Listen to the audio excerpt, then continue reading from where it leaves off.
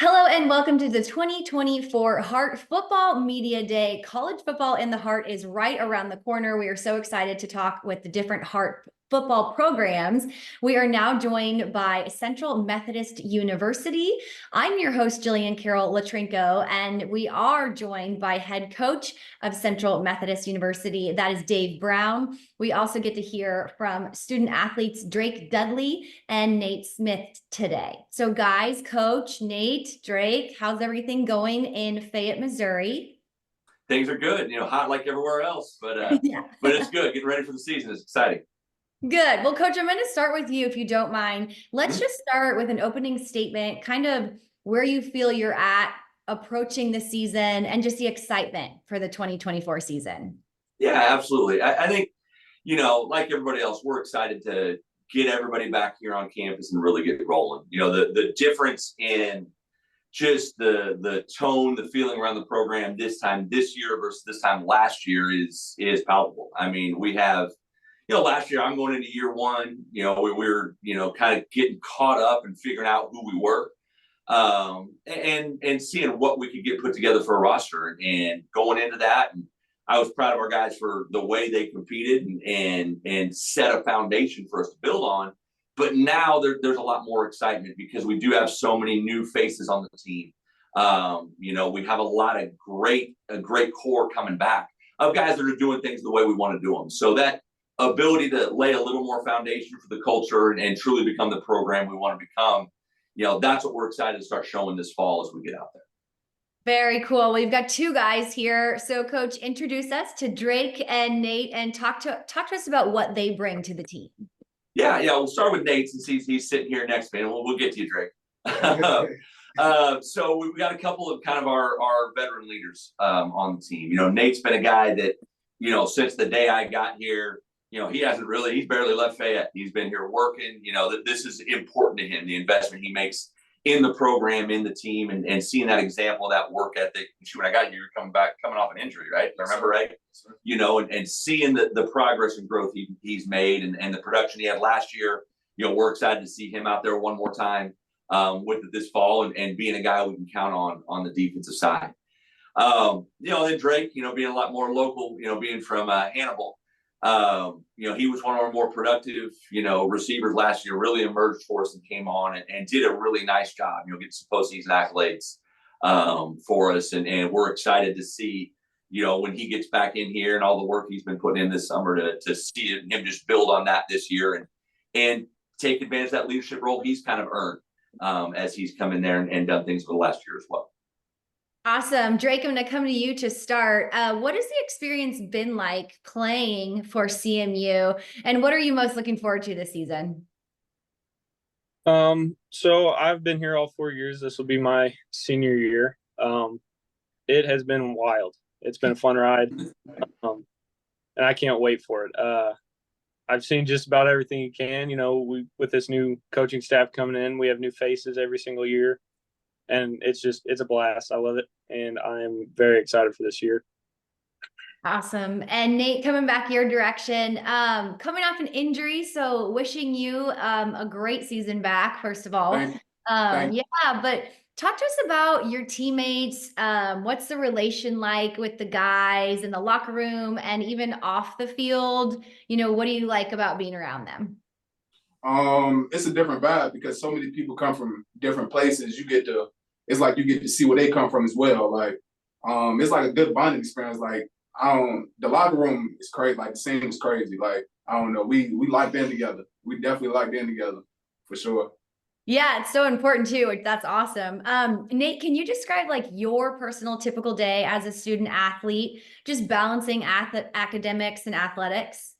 Definitely got to stay in study hall for sure, because if not, stay around your teachers for sure, because if not, you'll go down. So I just definitely try to stay in class, like go to class. That's the first thing. Make it to class and get a good reputation with my teachers. So when that time does come and I need their help with something, I can come to them and they're gonna help me, because I've been like, what's the word I'm looking for? I've been communicating with them and I built a relationship with them to get it done. Yeah. Yes, ma'am. And Nate's one of our guys that balances, the classroom, all the work we do on the field, he's working, almost full time, here in town as well. So you're talking about a guy that can manage his time well. Nate's a great example of that. Yeah. For sure. Time management can make or break you, right? So Yes, ma'am. you. Drake, we'll come back your direction. What's your major and maybe some of your career plans after with, life after CMU? I'm a business management major. I started as a physical education and then switched over, just wasn't really for me. So after college, I work out here at a chemical plant where I'm at currently. But I'm thinking maybe come and do some kind of management position out here afterwards. Very cool. And you said, your senior year, can you think back over your 4 years and where have you seen the most personal growth for you? Was it on the field? Was it in the classroom? Was it just in life? Where have you seen yourself grow the most? Man, I've definitely changed a lot as a person. Coming in, I come from a small town. I didn't travel a whole lot as a kid. So it was definitely different. And it opened my mind to seeing how much diversity is really out there. There's, like Nate said, there's all kinds of people, and in Fayette, everybody knows everybody. So I definitely grew a lot as a man, and got to know a lot of new people. Yeah, very cool. Oh, now let's take a moment and open this up to any media members that are present. Please state your name and your media affiliation, and feel free to ask questions you may have for Coach or the student athletes.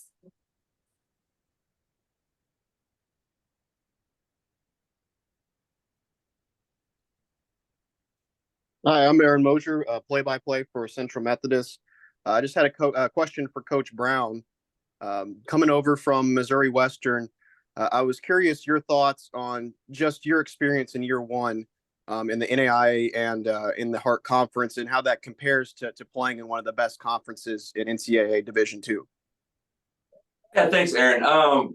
I think there's a lot of comparisons that you can make, a lot of things that are very similar between the two leagues. Something I've learned coaching the Division II level, the Division I level, the NAIA level now is when you get a bunch of like-minded schools together where the programs are similar and especially similar geographically, the schools top to bottom, there's not a lot of difference. So the competition becomes, very relevant. Our league, while you can't necessarily take schools out of the Heart and go plug them in, the Big 12 by any means and go compete, you look at what our league is top to bottom, I think we're very comparable to an MIAA because anybody can beat anybody any given week, and you have to come ready to play. And so that margin for error is very small. And that's something that I've tried to impress on our team as we continue to grow. It is, how can you be a competitor every day, learn to get better because you're going to play quality competition that you don't control their talent level, you don't control anything else, but we're all in this league for a reason. And we're so similar that everybody has a chance all the time. So let's put ourselves in the best chance to go compete. Same way we did at Missouri Western and Nevada and Central Missouri and the other places up there.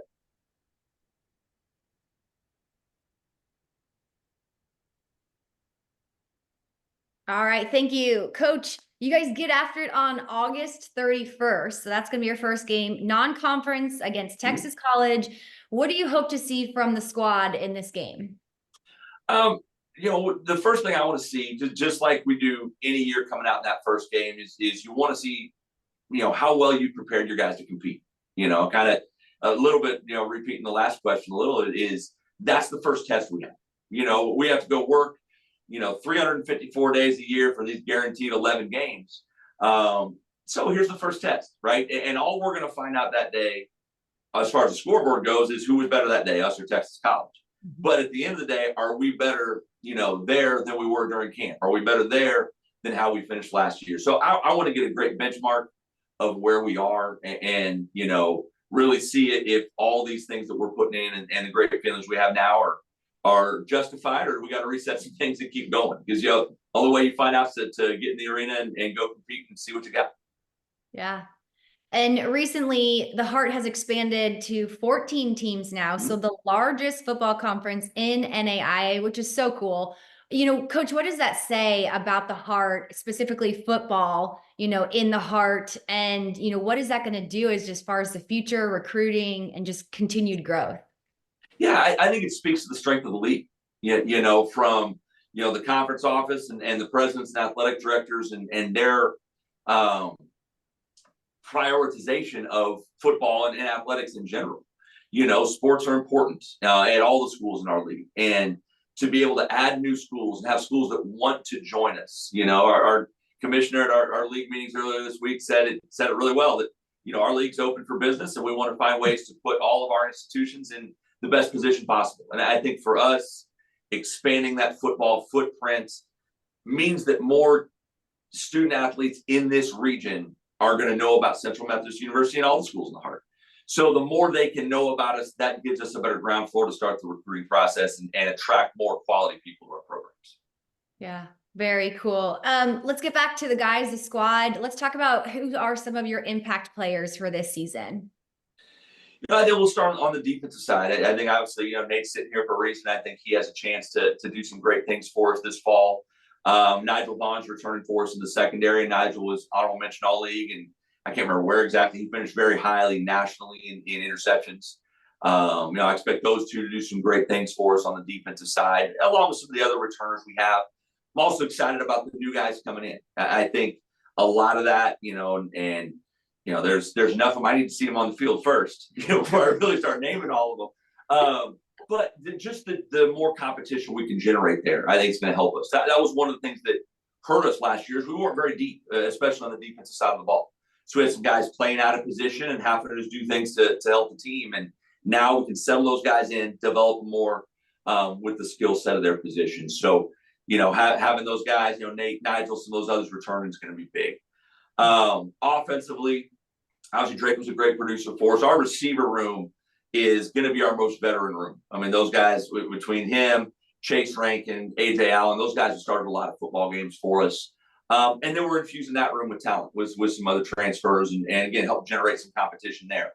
Our offensive line position, we had a bunch of guys last year, and the coaches in the league know this. They saw us on the film. We had a lot of guys that not only weren't offensive linemen to start the year last year, had never played offensive line in their life, and they were undersized and learning the position last year. It's where we were. And so the commitment those guys made, the Tillman twins, Sam and Cooper, Sam Ross, Deshaun Whitfield, those guys coming in and truly committing and saying, you know what, this wasn't what I necessarily came here for, but this is my role now. Watching those guys embrace the offensive line position, which a lot of people don't want to do, and putting on the weight and putting in the work and staying here all summer.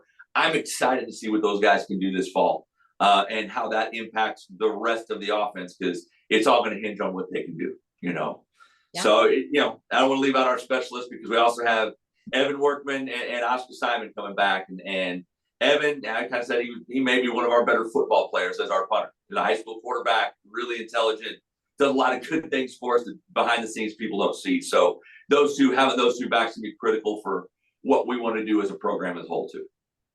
Very cool. And Drake, how do you hope to be a leader for your team this year? Being there all 4 years, along with like Nigel and Chase, he's been there this will be his 5th year. Just experiencing what we've gone through as a program. I'm looking to step up and bring all the guys together. Awesome. And Nate, talk to us about the best part of game day. In front of the crowd, on the field, what's the best part? Maybe it's the locker room for you, but what is your favorite part about game day? I'm gonna say first for sure the fans, because they do support us a lot even through the rough. So I'm gonna definitely say the fans first. But for me, I'm gonna have to go like sit in the locker room, headphones in, just focused, getting ready, getting locked in that mode, and then getting huddled up with my team so we can go rock out. That's probably the best feeling in the world. But for sure, definitely the fans. We gotta appreciate the fans, because they stuck with us through some hard times last year. Yeah. Very cool. Coach, last one for you. You've been around the sport for many years. Who are some coaches in your life that have been impactful and inspired you to continue your coaching career? Yeah, I've been fortunate. Like I said, I've been around the game a while, growing up with it, with my father being a high school coach in the Kansas City area. That obviously is the number one influence as I started with things. But I worked for Willie Fritz at Central Missouri, and I went and spent a week with their staff down at Houston this summer. And that's brought a lot of stuff back of reminded me some of the roots of how I was taught to coach this game. And that's stuff that our guys are going to see this fall as we go, and working for Chris Alt at the University of Nevada, guys in the College Football Hall of Fame. You know, all of those guys, John L. Smith, when I was at Fort Lewis, who has rebuilt programs all over the country at all kinds of different levels. Every one of these guys has impacted, you know, how we operate the program, how I manage the staff and all those things. And I couldn't be more grateful for, you know, that experience over those years. Awesome. Well, Coach, Nate, and Drake, thank you so much for your time. It's been awesome hearing about how you've prepped for this season, sending you all the good vibes. Best of luck this season. Thank you so much. Thank you. Thank you. Appreciate you.